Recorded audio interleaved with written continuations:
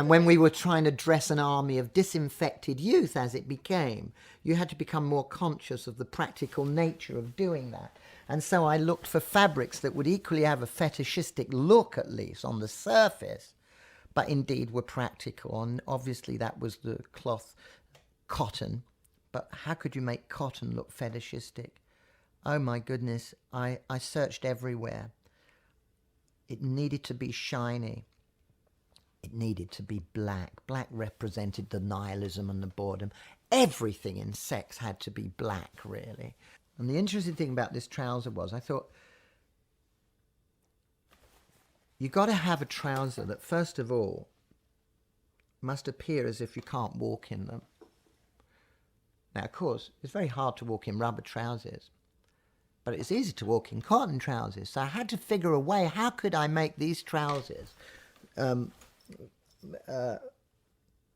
have the same kind of feeling of restriction, you know. And I realized that we needed to create a strap between the legs, but a strap that could move. So that's what we did.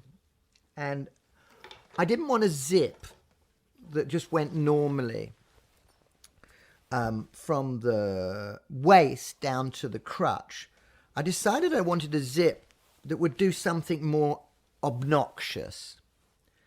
If you could have a zip that went around the crotch and halfway up the arse, that was more exciting. So you'd open up this zip and all your ghoulies would fall out and you could do the most obnoxious things in the street. So I loved that idea. I loved the depravity of it, but I also like the kind of innocence of it, particularly if it's worn by 13 or 14-year-olds. And this was just an ode to Tarzan, funnily enough. I know it looks almost like an old-fashioned beer mat, which I think some of the punks later actually stole out of pubs because they kind of thought it looks like a beer mat. And they used to connect them with the dog clips. But actually it's a piece of toweling, and I just had this idea of something primitive. So it's half of the Tarzan loincloth is what, in my wildest imagination, that was to represent. So those were the elements, and the actual idea of zips up the back on two parts of the legs was the fact that you could pull the trouser together more tightly and the thigh more tightly.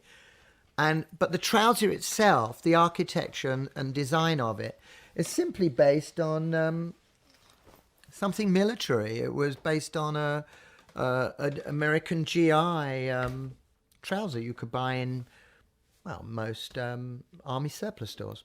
It's just changing the colour, that's all.